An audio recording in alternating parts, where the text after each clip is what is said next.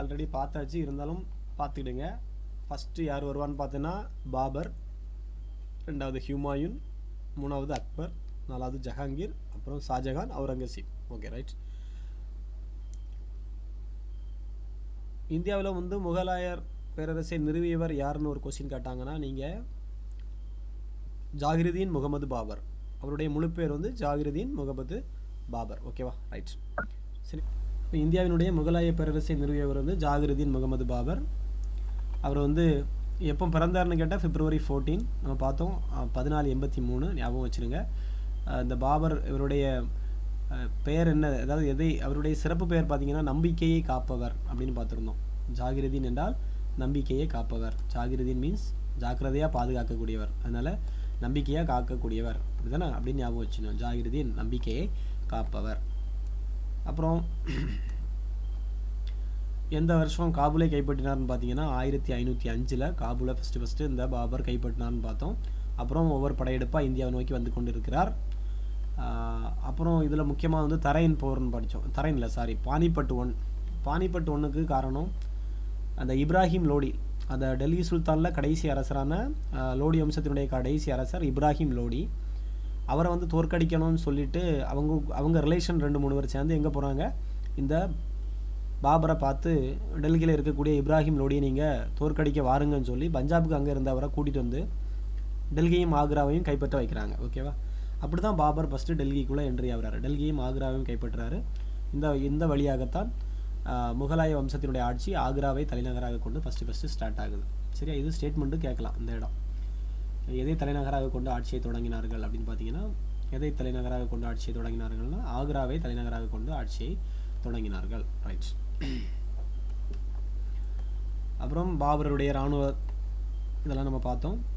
First வந்து 1527 ராணா சங்கா ஞாபகம் வச்சுக்கணும். 1527 ராணா சங்கா, 1528 சந்தேரி போர், 1229 வங்காளம் பீகாரை சேர்ந்த ஆப்கானி தலைவர்களை வெற்றி கொள்கிறாரு. 1530 பாபர் இறந்து போகிறார். ஓகேவா, அப்போ மூன்று போர்கள். முதல் போர் வந்து 1526 பானிபட்டு 1, அப்புறம் 27 ராணா சங்காவையும் அது பேர் வந்து கான்வா போர்னு சொல்லுவாங்க. முக்கியமாக கான்வாவில் நடக்கிறனால அந்த பேருக்கு போர் கான்வா வார். சரியா, கான்வா போர். அப்புறம் 1528 சந்தேரி போர். வரிசையாக இதை வந்து ஆர்டர் பண்ணவும் சொல்லுவாங்க சில டைமில். 28 சந்தேரி, 29 வங்காளம் பீகார், 30 பாபர் இறந்து போகிறார். ஓகேவா, அப்புறம் பாபர் எழுதிய சுயசரிதைக்கு பேர் என்னன்னு கேட்பாங்க, துசுக்கி பாபரி. ஓகேவா, பாபர் எழுதிய சுயசரிதை, அவரை பற்றி அவர் வரலாறு எழுதியிருப்பாரு, அதுக்கு பேர் வந்து துசுக்கி பாபரி. ஓகேவா, அப்புறம் ராணா சங்காவை எப்பொழுது சேர்த்தாருன்னு கேட்டிங்கன்னா 1527. பானிபட்டு வார் எப்போன்னு கேட்டாங்கன்னா 1526. அப்புறம் பாபர் எப்பொழுது இறந்தாருன்னு கேட்டாங்கன்னா 1530. சந்தேரி போர் எப்போன்னு கேட்டாங்கன்னா 1528. அங்கே மேதினி ராயின்னு ஒரு உள்ளூர் தலைவர், அந்த இதில் இந்த நோட்ஸில் போட மறந்துட்டேன், மேதினி ராய்ங்கிற ஒரு உள்ளூர் தலைவரை ஜெயித்துருவார். ஓகேவா ரைட். அப்புறம் இவருடைய சுயசரிதை பார்த்தோம், துசுக்கி பாபரி.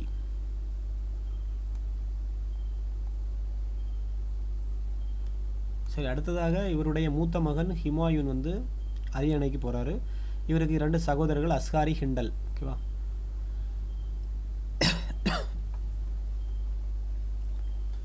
சரி, இவர் வந்து டெல்லிக்கு கொடுத்துருப்பாங்க. கம்ரான், அஸ்காரி, ஹிண்டல், 3 தம்பி இருக்காங்க. கம்ரான், ஹிண்டல், அஸ்காரி. இவர் வந்து டெல்லியை ஆள்றாரு, மற்ற பகுதிகளை வந்து பிரித்து கொடுத்தார். கம்ரான், ஹிண்டல், அஸ்காரி. ஆனால் அந்த கம்ரான், ஹிண்டல், அஸ்காரிக்கு டெல்லிக்கு மேலே தான் என்ன இருக்கும், அரியணை மீது ஆசை இருக்கும். அதனால இவனை அண்ணனா ஒழுங்காக ஆட்சி பண்ணவே விட மாட்டாங்க. ரைட். அப்போ ஷெர்ஷா சூருங்கிறவர் 1539 2 விதமான போர்களை இவர் எதிர்கொள்வார். யார், இந்த ஹுமாயூன் வந்து ஷெர்ஷா கூட ஃபைட் பண்ணுறாரு 1539. போரில் ஜெயிச்சிருவார். ஆனால் இந்த பயிலும் என்ன பண்ணுவானுன்னா, தம்பி மாறுவ கம்ரான், ஹிண்டல், அஸ்காரி வந்து என்ன பண்ணுவானுங்கன்னா டெல்லியை கைப்பற்ற நோக்கத்தில் உள்ளே வந்துடுவாங்க. அப்போ இந்த ஆளால் கான்ஃபிடெண்ட்டாக போர் மேற்கொள்ள முடியாத சூழ்நிலையினால என்ன பண்ணுவார்னா திரும்பி பேக் அடிப்பார். பேக் அடிக்கும்போது இந்த ஷெர்ஷா வந்து சவுசா போர்க்களத்திலையும் அப்புறம் 1540 கன்னோஜி போர்க்களத்திலையும் இந்த ஹுமாயூனை வெற்றி அடைந்து விடுவார். ஓகேவா, ஹுமாயூன் தோற்கடிக்கப்பட்டதுனால இவர் நாட்டை விட்டே ஓடிடுவார். ஒரு 15 வருஷம் வெளியே எஸ்கேப். 40 எஸ்கேப் ஆனவர் திரும்ப ரிட்டன் எப்போ வராருன்னா 55 தான் ரீஎன்ட்ரி கொடுக்குறாரு. ஓகேவா, ஞாபகம் வச்சுருங்க. அது வரைக்கும் இவர் வந்து பாரசீகத்துக்கு ஈரானுக்கு தப்பி ஓடிடுவார்.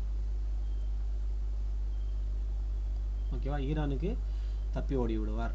ரைட்.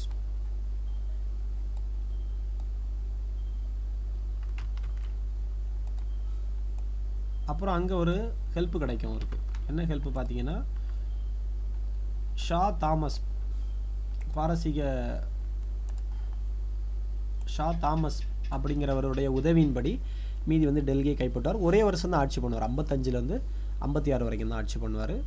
படிக்கட்டில், அதாவது அவருடைய நூலக படிக்கட்டில் தவறி விழுந்து 56ல் ஹுமாயூன் இறந்து விடுவார்.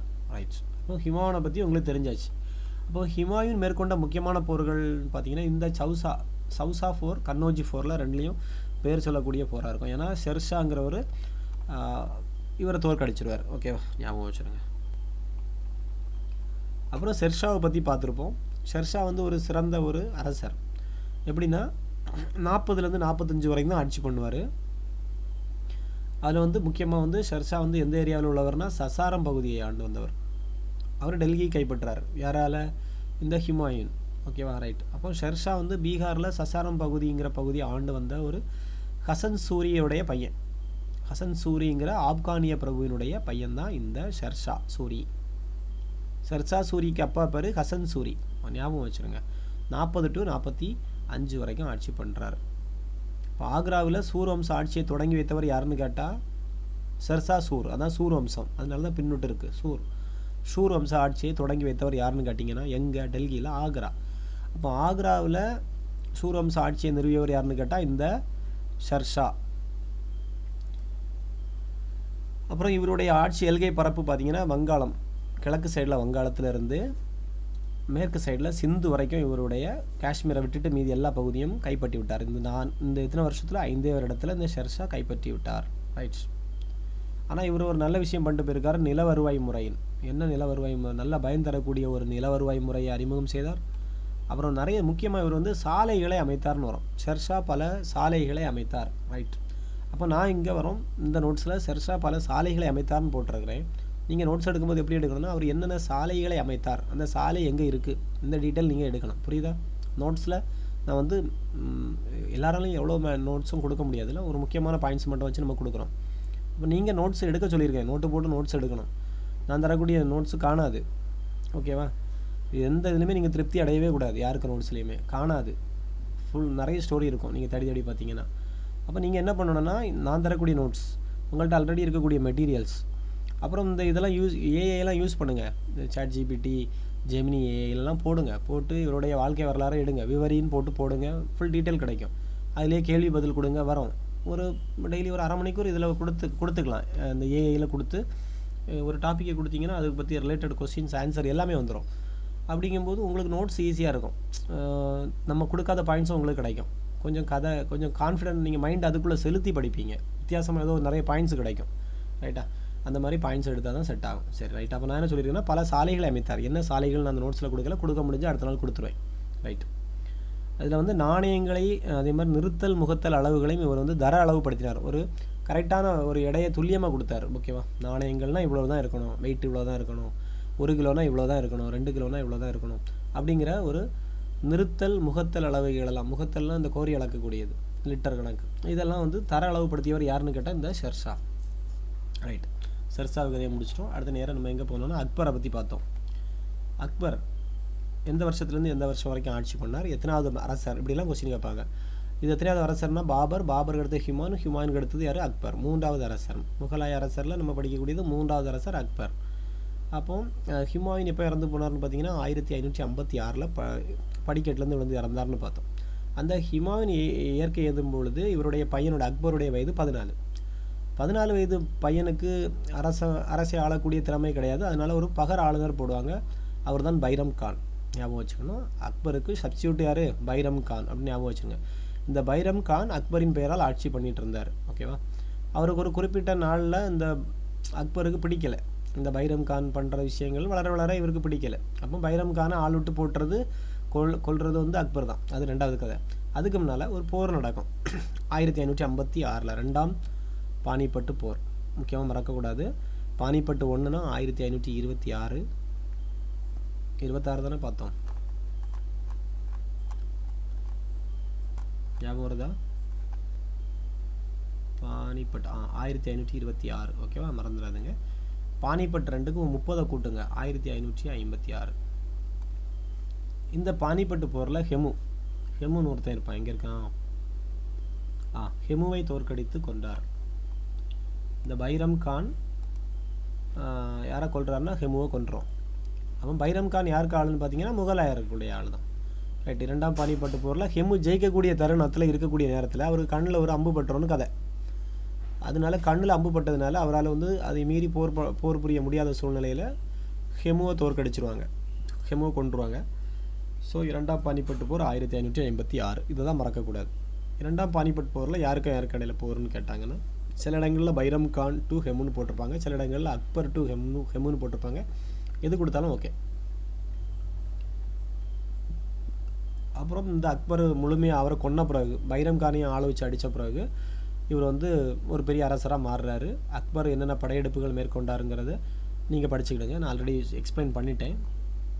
இயர் வைஸ் கிளியராக படிக்கணும். ஹால்டிகாட் போர்னா யார் கூட? ராணா பிரதாப் சிங், ஓகேவா, அது நீட்டாக படிக்கணும். அது அடிக்கடி கேட்கக்கூடிய கொஸ்டின். அப்புறம் அக்பர் சித்தூரை எப்பவும் தோற்கடித்தார், ரந்தம்பூரை எப்பவும் கைப்பற்றினார், அப்படிலாம் மேட்ச் ஆஃப் ஃபாலோயிங்கில் வரும், ஓகேவா. மேவார் அரசரான ராணா உதய் சிங்மே அக்பர் தோற்கடித்தது 1568, சித்தூரை 1569. வரிசையாக படிக்கணும். 1576 அந்த ஒரு நோட் வரிசை ஆர்டர் படி படிக்கணும். 76 உதய் சிங்கினுடைய மகன் அப்பாவை ஜெயிச்சிருக்கான். அப்புறம் உதய் சிங்கினுடைய மகன் ராணா பிரதாப் சிங் அவரை வந்து ஹால்டிகாட் போரில் வெற்றி கொண்டார். அவரோட பயன்படுத்திய குதிரை என்னன்னு கேட்பாங்க. சேத்தக்குன்னு ஒரு குதிரை இருக்கும், சேத்தக்குங்கிற குதிரையில் தான் ராணா பிரதாப் தப்பி ஓடுவார். காட்டில் இருந்தே போரே தொடங்குவார்னு இந்த தொடர்ந்துக்கிட்டே இருப்பார்னு போட்டிருப்பாங்க. ரைட்டா. ஹால்டிகாட் போர் எங்கே இருக்குன்னா ராஜஸ்தானில் நடந்த போர். அக்பருடைய படையை வழிநடத்தியவர்னு கேட்டிங்கன்னா இதில் மான்சிங் வருவார். ரைட். அப்புறம் அவருடைய வடமேற்கு படையெடுப்பு, தக்காணத்தில் மேற்கொள்ளப்பட்ட படையெடுப்புகள் எல்லாம் இருக்கும். என்ன இருக்குது? டேட் வைஸ் இயர் வைஸ் இருக்கும். 1556 2ஆம் பானிப்பட்டு போர், 1561 மால்வா கைப்பற்றார் வரிசையாக, 1564 கோண்டுவானா கைப்பற்றப்படுது, 1568 சித்தூர் போர் மேவார் கைப்பற்றப்படுதல், 1572 73 குஜராத்தை கைப்பற்றுறாங்க, 1574 76 பெங்கால் பீகார் கைப்பற்றுறாங்க, 1576 என்ன இருக்குது? ஹால்டிகாட் போர் பார்த்தோம்ல, ஹால்டிகாட். அப்புறம் 1586 காஷ்மீர், ஞாபகம் வச்சுனுங்க. 91 சிந்து, அப்புறம் 601 காண்டேஷ் அகமத் நகர் பகுதிகள் கைப்பற்றுதல். இங்கே தக்காணத்து பகுதியில், கர்நாடக பகுதிகளில், ஓகேவா. 601 இவருடைய போர் முடியுது. 601 இவர் வந்து போர் படையெடுப்பெல்லாம் முடிச்சுட்டு இது பண்ணுறாரு. அப்புறம் இவர் நல்லா பண்ண முக்கியமான வேலைகள் என்னென்னு பாருங்கள். அக்பருடைய கொள்கைகள் முக்கியமாக ஜிஸ்யா வரி எப்பொழுது ஒழித்தார்னு கேட்பாங்க. 1564. முக்கியமான அக்பர் செஞ்ச ஒரு நல்ல விஷயம் எதுன்னா நமக்கு தெரிய வேண்டியது ஜிஸ்யா வரியை விதித்தல். ஜிஸ்யானா என்னதுன்னு பார்த்தீங்கன்னா, அதாவது இந்துக்கள் மீது விதிக்கப்பட்ட, அதாவது முஸ்லீம்கள் அல்லாதோர் மீது விதிக்கப்பட்ட ஒரு வரிக்கு பேர் தான் ஜிஸ்யா வரின்னு சொல்லுவாங்க. ரைட்டா. அதை வந்து ஒழித்தது யாருன்னு கேட்டிங்கன்னா இவர் தான். இந்த ஜிஸ்யா வரியை ஒழித்தார் இந்த அக்பர். அதே மாதிரி இந்துக்களுக்கும் முஸ்லீம்களுக்கும் ஒரு நல்லுணர்வை, ஒரு ஒற்றுமையை வளர்த்து விட்டது இந்த அக்பர் தான் அந்த டைமில். ஏன்னா அவர் மேரேஜ் பண்ணது வந்து ஒரு ராஜபுத்திர உயர்குடி பெண், அது திருமணம் செய்து கொண்டனால இந்துக்களுக்கும் முஸ்லீம்களுக்குமான இவர் ஒரு ஒரு ஒற்றுமையை வளர்க்க பாடுபடுவார். அதில் உள்ள ராஜபுத்திரர்களை தான் இவர் மேல் அதிகாரிகளாக நியமிப்பார். ரைட். அப்புறம் அக்பர் வந்து ஆம்பர் நாட்டு அரசர் பார்மல், ஓகே, அது வந்து பாயிண்ட் இடையில கட் ஆகிருக்குது, இன்னைக்கு தான் ஆட் பண்ணேன், அதை ஃபுல்லாக முடிக்க முடியலை, ஓகேவா. அந்த பீகாரி மால் என்று அறியப்பட்டவருடைய மகளை தான் மேரேஜ் பண்ணியிருப்பார், அவங்க தான் ஜோதா அக்பர், ஓகேவா. அதை கம்ப்ளீட் பண்ணாமல் இருக்க அந்த பாயிண்ட்டை கம்ப்ளீட் பண்ணிடுறேன். ஓகே. அப்புறம் இந்த ராஜா மான்சிங், ஜெய்ப்பூரை சேர்ந்த ராஜா மான்சிங்கை தான் காபூலினுடைய ஆளுநராக அனுப்பி வைக்கப்பட்டார், ஓகேவா. காபூலுக்கு ஆளுநராக வந்து, ஏன்னா உயர் பதவிகளில் ராஜபுத்திர பிரபுக்களை நியமித்தார். அது வந்து ராஜா மான்சிங்கிறவர் வந்து ஒரு ராஜபுத்திரர், அவரை வந்து காபூலினுடைய ஆளுநராகவே இந்த அக்பர் நியமித்தார். அப்போ வந்து ஒரு இந்துவை கூட ஒரு உயர்ந்த பதவியில் நியமித்தார் என்பதற்கு உதாரணம் தான் இந்த ராஜா மான்சிங். அப்புறம் இவர் எல்லா மத தலைவர்களையும் மரியாதை கொடுத்து நடத்தியிருக்காரு. சூபி துறவியான சலீம் சிஸ்டி, சீக்கிய குருவான ராம்தாஸ், அவங்களெல்லாம் அக்பருடைய அளவில்லா மதிப்பை பெற்றவர்கள்னு போட்டிருக்கு. அப்புறம் யாருக்கு இவர் வந்து இடம் பரிசாக கொடுத்தாருன்னு கேட்டாங்கன்னா குரு ராம்தாஸுக்கு. அதில் தான் ஹர்மிந்தர் சாஹிப் கருவறை பஞ்சாபில் இருக்குது. ஓகேவா, அக்பர் பரிசாக வழங்கிய இடத்துல தான் இப்போ ஹர்மிந்தர் சாஹிப் கருவறை இருக்குது. குரு ராம்தாஸுக்கு கொடுக்கப்பட்ட நிலத்தில் தான் ஹர்மிந்தர் சாஹிப் கருவறை இருக்குது. அப்புறம் இது முக்கியமான ஒரு ஒன்னோட அடிக்கடி கேட்பாங்க. அவர் வந்து ஒரு புதிய நகர் வந்து நிர்மாணிப்பார்னு வரும். பதேபூர் சிக்ரி யார்? அக்பர் நிர்மாணித்த ஒரு புதிய நகர்னா என்னென்னா ஒரு நகர் வந்து பதேபூர் சிக்ரியில் கட்டப்பட்டது. அதுக்குள்ளே ஒரு பில்டிங் இருக்குது. அதுக்கு பேர் தான் இபாதத்து கானா. இபாதத்து கானானா எல்லா மத தலைவர்களும் அதில் கூடியிருந்து தங்களுடைய இறைவழி கோட்பாடுகளை பற்றி விவாதிப்பார்கள். நல்லது கெட்டது தவறானது ஏதாவது அந்த மதத்தில் சொல்லியிருந்தாங்கன்னா அதை பற்றி எக்ஸ்பிளைன் பண்ணிகிட்டு இருப்பாங்க. அந்த மீட்டிங் பேர் தான் இபாதத்து கானா. இபாதத்து கானாவை எந்த வருஷம் நிறுவினாங்கன்னு பார்த்தீங்கன்னா 1575 நிறுவினார். ஓகேவா, கடைசியாக அது கலைக்கப்பட்டது. ஓகே, அப்புறம் இவர் தீன் இலாஹி மதம்னு ஒன்றே அறிவிப்பார். அதான் தீன் இலாஹிங்கிறது ஒரு அக்பரால் உருவாக்கப்பட்ட ஒரு மதம் அப்படிங்கிற மாதிரி கொண்டு வராங்க. தீன் இலாஹி அக்பரால் 1582, அதான் முக்கியமானது. தீன் இலாஹி 1582. அதாவது எல்லா மதத்துக்கும் சேர்ந்த இந்து, இஸ்லாம், சமணம், கிறிஸ்தவம் மற்றும் ராஷ்டிராரியனிசம் ஆகியவற்றின் சாராம்சங்களை இணைத்த ஒரு கலப்பு மதம். ஓகேவா, ஒரு கலப்பு மதத்தை உருவாக்குறது தான் அந்த அக்பர் செய்தது. அது தெய்வீக நம்பிக்கைன்னு அதுக்கு பேர் வச்சுருந்தார். தெய்வீக நம்பிக்கை. ஓகேவா, அதுக்கு பேர் தீன் இலாஹி. ரைட், அப்படிங்கிற ஒரு மதத்தை உருவாக்குனது இந்த அக்பர் 1582. பிற்காலத்தில் அது உடனே மதத்தில் உள்ளவங்கெல்லாம் தலையிட்டு அதை கலைக்க வச்சுருவாங்க. அக்பரே அதை கலைச்சிருவார். ஓகேவா, அது கொஞ்ச நாள் தான் இருந்திருக்கு. ரைட், அப்புறம் அவருடைய அவையில் யாரெல்லாம் இருந்தாங்கன்னு பார்த்தோம். அபுல் பாசல், அப்துல் பைசி, அப்துல் ரஹீம், கான் என்று அறியப்பட்டவர்கள். ரைட், அதில் சிறந்த பாடலாசிரியரான இசை மேதையமான தான்சேன் அப்படிங்கிறவர். ஓவியர் யார்? தஷ்வந்த். இதெல்லாம் கொஸ்டினில் கேட்டிருக்கிறாங்க. ராஜா தோடர்மால், ராஜா பகவன்தாஸ், ராஜா மான்சிங். ஓகேவா, இதெல்லாம் அக்பருடைய அவையை வந்து அலங்கரித்த முக்கியமான தலைவர்கள். ஓகேவா, ரைட். இன்றைக்கி நம்ம பார்க்கக்கூடிய ஆள் யாருன்னா ஜஹாங்கீர். இன்றைக்கி நம்ம பார்க்கக்கூடிய டாபிக் இப்போ தான் பார்க்குறோம், ஜஹாங்கீர். இது அடிக்கடி கேட்பாங்க. ஜஹாங்கீருடைய இயற்பெயர் என்னது அப்படின்னு கேட்பாங்க. ஜஹாங்கீருடைய இயற்பெயர் நூருதீன் முகமது சலீம். நூருதீன் முகமது சலீம், முக்கியமாக ஞாபகம் வச்சுக்கணும். முகமது சலீம். சில புக்கில் சலீம்னு மட்டும் கொடுத்துருப்பாங்க, மாட்டிக்கிடுவீங்க. அங்கே நூருதீன் முகமது சலீம்னு இருக்கும். என்ன ஒரு பேர் போட்டு சலீம்னு இருக்கும். ரைட், அப்போது ஜஹாங்கீர் மீன்ஸ் நூருதீன் முகமது சலீம்.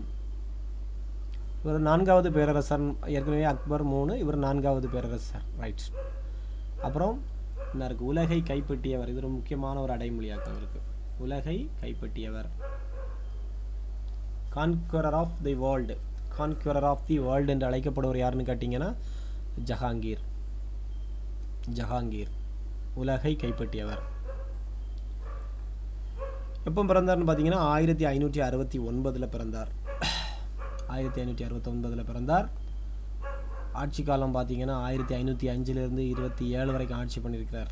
ஓகேவா, அக்பர் 1605 இறந்தார். அவர் இறந்த உடனே இவர் ஆட்சி கட்டில் ஏறுறாரு. 1605 to 1627 வரைக்கும் இவர் ஆட்சி பண்ணுறார். இவர் பெரிய அளவில் போர்லலாம் ஈடுபட்டதாக கதை கிடையாது. ஜஹாங்கீர் வந்து ரொம்ப தகப்பனார மாதிரி அமைதிக்கும் அப்புறம் கட்டிடக்கலைக்கெல்லாம் ரொம்ப புகழ் பெற்றவர். சரியா, ரைட்டு. அப்புறம் முக்கியமாக வந்து நம்ம மனுநீதி சோழன் ஒரு மணியை கட்டி வச்சுருந்த மாதிரி இவரும் என்ன பண்ணி வச்சுருக்கிறாருன்னா, அரண்மனை முன்னால் ஒரு நீதி கம்பின்னு ஒன்று வச்சுருப்பாங்க. Chain of justice. இது ஸ்கூல் புக்கில் இருக்காது. நீதி கம்பி, அதுக்கு பேர் செயின் ஆஃப் ஜஸ்டிஸ். இதில் அந்த சங்கிலி எதனால் ஆக்கப்பட்டதுன்னு பார்த்தீங்கன்னா தங்கத்தினால் ஆக்கப்பட்ட ஒரு சங்கிலி.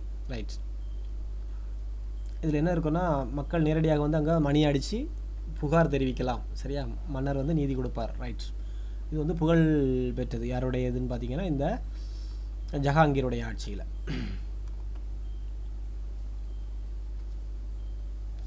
அவங்க அப்பா என்னென்ன நிர்வாகம் பண்ணிட்டு போனாரோ அதே இவர் தொடர்ந்து பண்ணிகிட்டு இருந்திருக்கிறாரு. அப்புறம் ராஜபுத்த அரசர்களுடன் இவர் அதே மாதிரி தான், அப்பா என்ன பண்ணாரோ அதே தான். அதே மாதிரி முக்கியமாக இவர் வந்து ஜஹாங்கீர் டைமில் வந்து என்ன நடக்கும்னா, கொஞ்சம் வெள்ளைக்காரங்க வந்து அப்போ தான் நம்ம பைய காலடி வைப்பானுங்க இங்கே வந்து வியாபாரம் பண்ணுறதுக்கு. ஆங்கிலேயர்கள். ரைட், ஆங்கிலேயர்கள், போர்ச்சுகீசியர்கள், இந்த மாதிரி வெளிநாட்டவர் வந்து இங்கே வந்து இது முக்கியமான பாயிண்டாக இது நம்ம எடுத்துக்கணும். ரைட். எந்த வெளிநாட்டவர் இங்கே வந்து இந்த மன்னரை பார்த்து அனுமதி வாங்கி எந்த இடத்துல வணிகத்தலம் செய்தார், எல்லாம் வியாபாரம் செய்தார், இந்த மாதிரி பாயிண்ட்ஸ் வரும். ஓகேவா? ரைட். பார்த்தீங்கன்னா அந்த பாயிண்ட் நான் ரெண்டாவது சொல்கிறேன். ஃபஸ்ட்டு வந்து இவர் வந்து என்ன பண்ணுறாருன்னா வெளிநாட்டுக்காரங்களுக்கு வணிகம் செய்ய அனுமதி வழங்கினவர் யாருன்னு கேட்டால் இந்த ஜஹாங்கீர் தான் ஃபஸ்ட்டு. அப்புறம் முக்கியமாக ஒரு பெரிய ஸ்டோரி ஒன்று இருப்பாங்க. இவருடைய பையன் தகப்பனுக்கு எதிராக கலகம் செய்வார் ஆட்சி காலத்தில் தொடக்கத்தில். அவன் பேர் வந்து குஸ்ரு மிர்சா. அவன் பேர் வந்து சானியா மிர்சா மாதிரி. இது என்ன மிர்சானா குஸ்ரு மிர்சா, ஞாபகம் வச்சுருங்க. இந்த ஷாஜஹானுக்கு பையன். ஷாஜஹான் இல்லை, ஜஹாங்கீர், மாற்றி சொல்லிட்டேன், ஜஹாங்கீர்.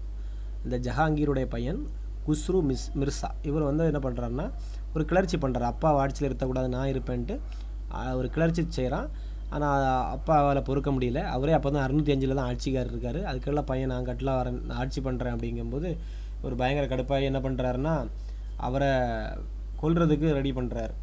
அப்போ வந்து இவர் வந்து யார்கிட்ட போய் ஹெல்ப் கேட்குறாருன்னா அந்த சீக்கிய குரு 5வது குரு, ரைட், சீக்கிய 5வது குருவான அர்ஜுன் தேவுக்கு ஹெல்ப் பண்ணுறாரு, இவருக்கு உதவி கொடுத்துருக்கிறார். அதனால என்ன பண்ணுறாருன்னா அந்த அர்ஜுன் தேவியை தூக்கில் போடுங்க அப்படின்ட்டாரு. சரியா? இந்த ஜஹாங்கீருங்கிறவன் என்ன பண்ணிட்டான், சீக்கியருடைய அப்போ தான் ஃபஸ்ட்டு இவங்களுக்கும் பிரச்சனை ஸ்டார்ட் ஆகுது. யாருக்கும், சீக்கியர்களுக்கும் முகலாயர்களும் அது ஒரு அமைதியாக போயிட்டு இருந்த கதை அப்படியே உடஞ்சி நாசமாக போகுது. இவங்க வந்து வியாபாரம் பண்ண முடியாத அளவுக்கு சீக்கியர்கள் நெருக்கடி கொடுப்பாங்க அதுக்கப்புறம் தான். ஏன்னா அவைய குருவையே என்ன பண்ணிட்டான், இந்த ஜஹாங்கீர் வந்து கொண்டுட்டான் தன் பயலுக்கு ஹெல்ப் பண்ணான்ட்டு. அதே மாதிரி பயலை பிடிச்சி 2 கருவிலையும் கலத்தி எடுத்துட்டான், கண்ணு தெரியாமல் போகணும். சரியா? ரைட்டு. அப்படிப்பட்ட ஒரு கொடுமையான வேலையை ஒன்று யார் பார்த்துருக்கா, இந்த ஜஹாங்கீர். அர்ஜுன் தேவை தூக்கிலே போட்டாரா? ரைட். அர்ஜுன் தேவை தூக்கிலிடும்படி ஜஹாங்கீர் உத்தரவிட்டார். இளவரசர் குஸ்ரு கைது செய்யப்பட்டு விழிகள் அகற்றப்பட்டன. கலகத்தை தூண்டியதற்காக குரு அர்ஜுன் தேவ் கொல்லப்பட்டார். ரைட். அதனால் முகலாயருக்கும் சீக்கியருக்கும் இருந்த நெடுநாள் போர்கள் நடைபெற்றுக்கிட்டே இருக்கு. அதனால் இவங்களுக்கு என்ன பண்ண முடியாதுன்னா ஆப்கானிஸ்தான், பாரசீகம், மத்திய ஆசியாவுக்கெல்லாம் பஞ்சாப் வழியாக தான் கிராஸ் பண்ணி போக வேண்டியது இருக்கும். அப்போ அந்த வணிக பாதைகள் எல்லாமே என்ன பண்ணி போச்சுன்னா இந்த பஞ்சாபியர்களை தாண்டி போனோன்னா இவங்களுக்கு பயங்கர கஷ்டம். அவங்க எல்லாத்தையும் பிளாக் பண்ணிட்டாங்க. அது மாதிரி தான் இவங்க கடல் வழியை தேடி போவாங்க. கடல் வழியாக தான் போக முடியும். நிலவழி தடைப்பட்டது. ரைட், ஞாபகம் வச்சுருங்க. அப்புறம் நூர்ஜஹான் யாருன்னா அவங்களுக்கு தெரியும். நூர்ஜஹான்ங்கிறவங்க வந்து ஜஹாங்கீரனுடைய மனைவி. நூர்ஜஹான் தான் எல்லாம். சரியா? மாப்பிள்ளை டம்மி தான். ரைட்டு. இவங்க தான் ஹெட்டு அங்கிற மாதிரி தான் ஆட்சி பண்ணியிருக்காங்க. இவர் ஃபுல்லாக வந்து தோட்டம், கலை, பில்டிங் இப்படி கட்டிகிட்டே தெரிவார். இவங்க ஒய்ஃப் தான் வந்து அந்த அரசாங்கத்தையே ஒரு 10 ஆண்டுகளுக்கு மேலே கண்ட்ரோலாக வச்சுருப்பாங்க. ரைட். இவங்க தான் ஆணைகள் வெளியிடுறது, இவங்க தான் எல்லா முக்கியமான முடிவுகள் எடுக்கிறது, எல்லாமே இவங்க தான். இவர் வந்து ஒரு டம்மி பீஸ் ஆகிட்டார் ஜஹாங்கீர். ரைட். நாணயங்களில் கூட நாணயம் இந்த அரசினுடைய பெயர் பதிக்கப்பட்டது, நூர்ஜஹானுடைய பெயர்கள். அப்போ பேரரசு நிர்வாகத்தில் நேரடியாக இவர் ஈடுபட்டார். ரைட், ஞாபகம் வச்சுருங்க. அப்புறம் கலை, கட்டடக்கலை, கலாச்சாரத்தை பற்றி சொல்ல வேண்டிய அவசியம் இல்லை. இவர் நிறைய கலைகள் பண்ணியிருக்கிறார். முகலாய ஓவியக்கலையின் பொற்காலம், ஓவியம் டெவலப் ஆகுறதுக்கு காரணம் இந்த ஜஹாங்கீர். ரைட்டா? சும்மா கீரி ஓவியம் வரைவார் அப்படின்னு ஞாபகம் வச்சிங்கன்னா இந்த ஜஹாங்கீர் அப்படின்னு ஞாபகம் வச்சுக்கோங்க. முகலாய கலைமையினுடைய ஒரு பொற்காலம். சரியா? ரைட். அது மாதிரி இயற்கை ஓவியங்கள், மனித உருவப்படங்கள், மினியேச்சர் கேள்விப்பட்டிருக்கீங்களா? மினியேச்சர் இருந்துச்சுல? ஆமாம். மினியேச்சர்னால் இந்த குட்டி குட்டியாக இருக்கும்ல பொருட்கள் செய்வாங்களா, அந்த மினியேச்சர்கள் எல்லாமே இவர் வந்து இவருடைய கலையில் வரக்கூடியதான். சரி. ஜஹாங்கீர் கலை மற்றும் கட்டிடக்கலையின் பெரிய ஆதரவாளர். முகலாய ஓவியக்கலை, ஓவியத்தை பற்றி சொல்லும்போது நீங்கள் யாரை தான் சொல்லணும்னா இந்த ஜஹாங்கீரை தான் சொல்லணும். ஞாபகம் வச்சுருங்க. கீரி வரைவார் ஞாபகம் வச்சுருங்க. பொற்காலம். ரைட். அப்புறம் இந்த ஜஹாங்கீருடைய வெளிநாட்டவருடைய உறவுகள், இதுதான் நான் முக்கியமாக கொஞ்சம் பாயிண்ட்ஸ் எனக்கு இருந்து எடுத்தேன். நிறைய நேரம் ஆகிடுச்சு, நிறைய டவுட் வந்துட்டு. பாருங்கள், ஜஹாங்கீர் வந்து அனுமதி வாங்கிட்டு இங்கே நிறைய பேர் வியாபாரம் பண்ணாங்க வெளிநாட்டவர்கள். அதில் முக்கியமாக ஜஹாங்கீர் போர்ச்சுகீசியர்களுக்கும் ஃபஸ்ட்டு, அப்புறம் பின்னர் வந்து ஆங்கிலேயர்களுக்கும் என்ன கொடுக்குறாருன்னா வணிகத்தலம் அமைக்கிறதுக்கு உரிமை கொடுக்குறாங்க. ஓகேவா? ரைட்டு. அதில் ஃபஸ்ட்டு இப்போ பாருங்கள் 1608 யார் வராருன்னா Charles August 24 Sir William Hawkins தலைமையிலான ஹெக்டர் அப்படிங்கிற ஒரு கப்பலில் ஒரு குழு வருது. நங்கூரமிடப்பட்ட முதல் ஆங்கில கப்பலானது ஃபஸ்ட்டு 1608 ஆகஸ்ட் 24 எங்கே வந்து சூரத்தில் வந்து நிற்குது. அவர் வந்து ஆங்கில கிழக்கிந்திய கம்பெனியுடைய இப்போ யார் வந்தால் sir William Hawkins 1608 மறந்துடாதுங்க 1608 William Hawkins August 24 year date கூட மறந்து கூட போகலாம் ஆனால் இயரை மறக்காதுங்க 1608 ஜஹாங்கீருடைய அரசவைக்கு நேரடியாக போகிறாரு சூரத்துங்கிற பகுதியில் குஜராத்தில் வர்த்தக தொழிற்சாலை அமைக்க அனுமதி கோரினார் இவருக்கு ஒரு பெயர் கொடுப்பார் பாருங்கள் துருக்கிய மொழியில் பேசும் திறமை இவருக்கு இருக்குது யாருக்கு இந்த சர் வில்லியம் ஹாக்கின்ஸுக்கு துருக்கிய மொழி ஏன்னா இவனுக்கு துருக்கி தெரியும் யாருக்கு இந்த மன்னருக்கு ஜஹாங்கீருக்கு அதனால் துருக்கிய மொழியில் இவர் பேசும் திறமையால் ஜஹாங்கீரின் விருப்பத்தை பெற்ற ஹாக்கின்ஸ் எவ்வாறு அழைக்கப்படுகிறார்னா ஆங்கில கான் அப்படின்னு இவர் கூடுறாராம் அந்த கான் இம்ரான் கான் அந்த மாதிரி கான் வச்சு அடைமொழி கொடுக்குறாரு இவர் எவ்வாறு அழைக்கப்பட்டார்னு கேட்டிங்கன்னா இங்கிலீஷ் கான் என அன்புடன் அழைக்கப்பட்டார் யார் கூப்பிட்ருக்காரு எப்படி இவர் கூப்பிட்ருக்காரு ஜஹாங்கீர் அவரை பார்த்து ஆங்கில கான் இங்கிலீஷ் கான் அப்படின்னு சொல்லி அன்புடன் அழைக்கப்பட்டார் அப்போ ஆங்கில கான் இந்த அன்புடன் அழைக்கப்பட்டவர் சர் வில்லியம் ஹாக்கின்ஸ்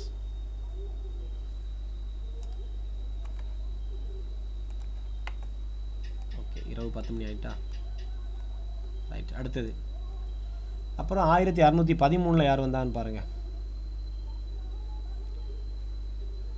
இது ஒரு முக்கியமான பாயிண்ட் வரும் பார்த்துங்க ஆங்கிலேயர் பிரிட்டிஷுடைய கிழக்கு இந்திய கம்பெனி இந்தியாவினுடைய தங்கள் முதல் நிரந்தர வர்த்தக மையத்தை எந்த ஆண்டு நிறுவினாங்கன்னு பார்த்தீங்கன்னா 1613 ஒரு தொழிற்சாலை நிரந்தர தொழிற்சாலை ஞாபகம் வச்சுக்கோங்க நிரந்தர வர்த்தக மையத்தை 1613 சூரத்தில் நிறுவியிருக்காங்க இப்போ யாரும் அந்த அட்டன் பண்ணுறது கிளாஸ் முடியும் போது யார் இவங்க இல்லை ஓடிட்டாங்களா காணல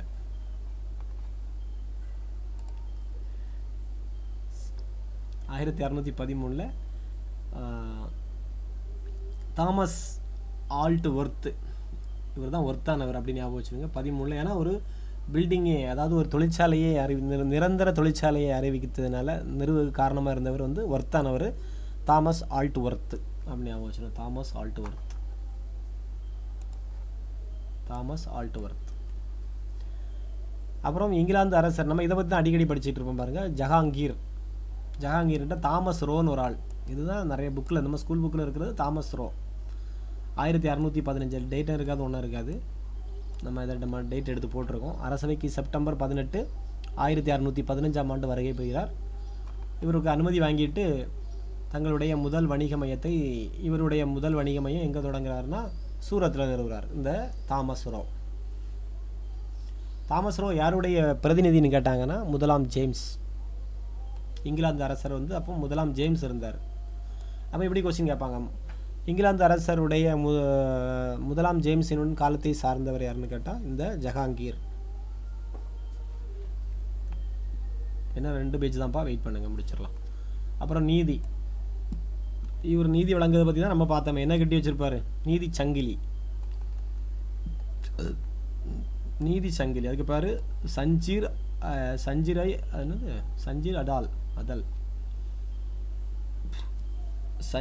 அதில் ஓகே சஞ்சீர் அதில் என்ன இருக்குது கீழே இருக்குது சஞ்சீர் அதில் தமிழில் நீதி சங்கிலி என்பது 4வது முகலாய பேரரசர் ஜஹாங்கீரால் எந்த வருஷம் அறிமுகப்படுத்தப்பட்டதுன்னா அவர் ஆட்சியாளர் உடனே 1603 வாக்கில் எந்த கோட்டையில் நிறுவனர்னு கேட்பாங்க ஆக்ரா கோட்டையில் தான் அந்த சங்கிலி ஆக்ரா கோட்டையில் நிறுவப்பட்ட 80 அடி நீளமும் அந்த இந்த சங்கிலிக்கு நீளம் வந்து பார்த்திங்கன்னா 80 அடி நீளம் தங்க சங்கிலி 60 மணிகள் அதில் தொங்கப்பட்டிருக்கு அப்படி ஒரு கிளுக்குனாலே போதும் நல்ல சவுண்டாக கேட்கும் 60 மணிகள் கொண்ட தங்க சங்கிலிகள் பார்த்துடுங்க ரைட் அடுத்தது மத சகிப்புத்தன்மை பாருங்க அக்பரை போலவே ஜஹாங்கீரும் மத சகிப்புத்தன்மையுடன் இருந்தார் அதே மாதிரி இந்து பண்டிகைகளுக்கெல்லாம் இவர் வந்து ரொம்ப ஆதரவு கொடுத்துருக்காரு இந்து பண்டிகைகள் முஸ்லீம் துறவிகள் யோகிகளுடன்லாம் இவர் வந்து உரையாடினார்னு கொடுத்துருக்கு ஓகே அது பிரச்சனையே கிடையாது அப்போ ஜஹாங்கீர் எப்பொழுது இறந்தார்னு பார்த்தீங்கன்னா 1627 ஆண்டு மரணமடைந்தார்னு இருக்கு ஓகேவா ரைட் இவரோட கல்லறை எங்கே இருக்குன்னு கேட்டால் லாகூர் எங்கே இருக்குன்னா இந்திய பாகிஸ்தான் பகுதியில் இருக்கான் ரைட் ஓகேவா கல்லறை இங்கே ஆக்ராவில் ஒன்றும் இல்லை எங்கே இருக்குது லாகூரில் இருக்குது ஜஹாங்கீருடைய கல்லறை எங்கே இருக்குன்னு கேட்டால் லாகூர் பாகிஸ்தானில் இருக்கார் ஞாபகம் வச்சுக்கோங்க அடுத்தது நம்ம யாரை பார்க்க போகிறோம்னா ஷாஜகான் கடைசியாக 2 பேஜில் முடிஞ்சிச்சு ஷாஜகான் 1592 666 வரைக்கும், ஓகேவா, ஞாபகம் வச்சுங்க. 1592 பிறந்தார், 666 வரைக்கும் ஆட்சி பண்ணுறார் இந்த ஷாஜகான்.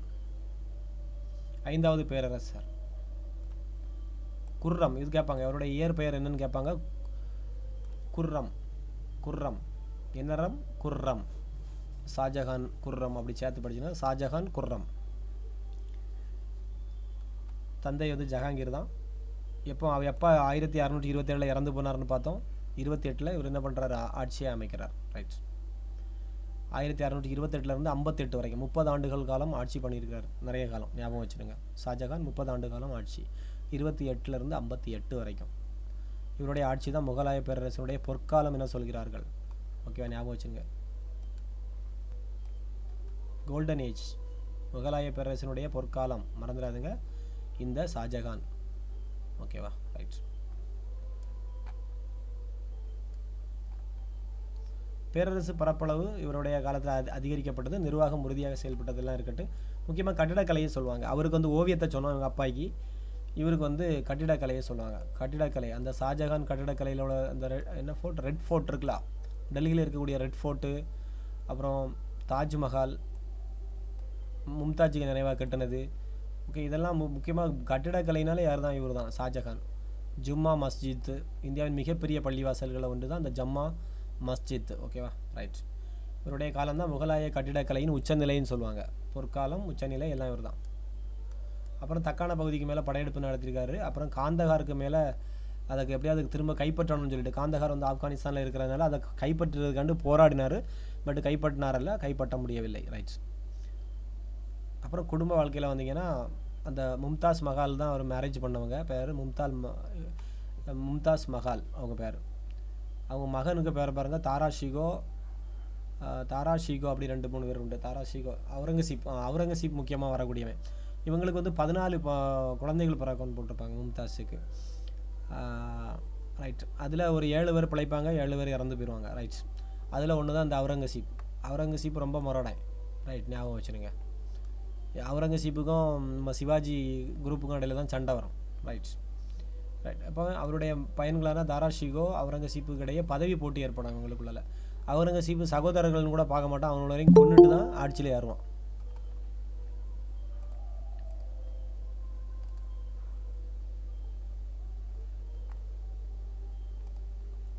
ரைட். நீங்கள் மேகலா அப்படிங்கிறவங்க இப்போ ஜாயின் பண்ணியிருக்காங்க. கிளாஸு இன்னும் கொஞ்சம் நேரத்தில் முடிஞ்சிடும். அடுத்த நாள்லேருந்து 9 மணிக்கு ட்ரை பண்ணுங்கள் கிளாஸ் ஜாயின் பண்ணுறதுக்கு. ஓகேவா, இன்றைக்கி இந்த ரெக்கார்டர் வீடியோ இருக்கும், நீங்கள் பார்த்துக்கிடுங்க. ரைட். இப்போ முடிய போகுது, ஏன்னா ஒரு பேஜ் தான் இருக்குது. ரைட். அப்போ இந்த தாரா ஷிகோவுக்கும் அவுரங்கசீப்புக்கெல்லாம் சண்டை வருது. எதுக்குன்னா அந்த அரியணையை யார் எடுக்கணும் அப்படிங்கிறதுக்காக ஒரு ஃபைட்டு நடக்குது. அதில் அவுரங்கசீப் ஜெயிச்சு அரியணையை கைப்பற்றுவான்னு வரும். ரைட். அப்போ இந்த மும்தாஸ் மஹாலுடைய இயற்பெயர் என்னன்னு கேட்பாங்க. யார்? ஷாஜகான் ஒய்ஃபோடைய மனைவி பேர் தான் மும்தாஸ் மஹால். அந்த மும்தாஸ் மஹாலுடைய இயற்பெயர்னு கேட்டால் அர்சுமந்த் பானு பேகம். சுமந்த் பானு பேகம். ரைட். இவங்க இந்தியாவில் உள்ள ஆக்ராவில் பிறந்திருக்காங்க 1593. ரைட். இவங்க அப்பா யாருன்னு பார்த்தீங்கன்னா ஜஹாங்கீருடைய மனைவிக்க அண்ணன், சகோதரன். ரைட். அப்போ குடும்பத்து பொண்ணை தான் கட்டியிருக்காங்க, மாமன் பொண்ணு அந்த மாதிரி தான் என்ன செஞ்சுருக்காரு, இந்த ஷாஜகான் மேரேஜ் பண்ணியிருக்கிறார். ஓகேவா, ரைட். இவங்க திருமணமான 19 ஆண்டுகளில் ஒரு 14 குழந்தைகள் பிறந்திருக்கு. 8 மகன்கள் 6 மகள்கள் பிறந்திருக்காங்க. அதில் 7 பேர் பிறக்கும்போதே அல்லது இளம் வயதிலே இறந்து விட்டனர்னு கதை கொடுத்துருக்காங்க. ஓகேவா, ரைட். 14ல் 7 தான் இருந்து. இவங்க இந்த பிரசவத்தின் போது தான், கடைசி குழந்தை பிறக்கும்போது தான் இவங்க இறந்து போயிடுவாங்க. பின்ன ஒரு பெண் 14 குழந்தை பிறக்கும் பொழுது என்ன பண்ண முடியும், கஷ்டம். அந்த காலத்தில் மருத்துவ வசதிகள், ஹாஸ்பிட்டல்லாம் கரெக்டாக இருந்திருக்காது. அவங்க 14வது குழந்தை பெறும் பொழுது இறந்து விட்டார்கள். சரியா, ரைட். அதனுடைய நினைவாகத்தான் என்ன பண்ணுறாரு இவர், அந்த தாஜ்மஹாலை கட்டிகிட்டு இருந்தார். ரைட். அப்புறம் கடைசி பாயிண்ட் பாருங்கள். இவருடைய வீழ்ச்சி எப்போன்னு பார்த்தீங்கன்னா 1658. 28 ஆட்சியில் ஏறினார், 58 முடிஞ்சிடும். அவுரங்கசீப் என்ன செஞ்சார், பதவியை விட்டு தூக்கிட்டான் தவப்பனை. ஆக்ரா கோட்டையில் கொண்டு வேணால் சிறை வச்சுருவாங்க. 58 இறக்குறாருன்னு, 58 பதவி விட்டு தூக்கிறாங்க, ஆட்சி முடிஞ்சு. அப்புறம் நம்ம பையன் அவுரங்கசீப் அறக்க மாதிரி என்ன பண்ணிட்டான், நான் தான் ஆட்சியில் இருப்பேன்னு சொல்லிட்டு எல்லாரையும் போட்டு தள்ளி அப்பாயை பிடிச்சி எங்கே கொண்டு வச்சுட்டான், ஆக்ரா கோட்டையில் சிறை வச்சுட்டான். நீ இனிமேல் இங்கே நீ நாடாண்டது போதும், நீங்கள் ஆக்ரா கோட்டையில் கொஞ்ச நாள் சிறையில் இருங்க, சிறை எப்படி இருக்குன்னு பாருங்கள் அப்படின்ட்டு கொண்டு சிறை வைத்து விட்டான். அப்படி 666 ஆனாச்சு ஷாஜகான் மரணம் அடைந்தார். ரைட். அவரோட கல்லறை தூக்கி அது தாஜ்மஹாலில் கொண்டு வச்சுட்டார். ரைட். அப்படி அவுரங்கசீப்பை பற்றி அடுத்த வாரம் பார்ப்போம். அடுத்த வாரம் வந்து இப்போ நம்ம என்ன பார்த்தோம், ஷாஜகான். அடுத்தது அவுரங்கசீப் பார்த்துருவோம். ரைட். ஓகேப்பா, கதை கொஞ்சம் இன்ட்ரெஸ்ட்டாக தான் இருக்கும். நீங்கள் கொஞ்சம் அடிஷ்னல் பாயிண்ட் பார்த்தீங்கன்னா இன்னும் இன்ட்ரெஸ்ட்டாக இருக்கும். ரைட். ஸோ இந்த பிடிஎஃப் தாரேன், இது வரைக்கும் எடுத்தது வரைக்கும் தான் பிடிஎஃப்பில் இருக்கும். அடுத்த வாரம் தான் இது கூட ஆட் ஆகும். ஓகேவா. அப்போது இந்த வாரம் எக்ஸாமுக்கு பார்த்தீங்கன்னா ஹிஸ்ட்ரியில் இது ஃபுல்லாகவே நம்ம ஸ்டார்டிங்லேருந்து எத்தனை பேஜ் தான், 15 பேஜ். ஓகேப்பா, பாய், குட் நைட். நாளை காலையில் மேத்ஸ் கிளாஸில் பார்ப்போம்.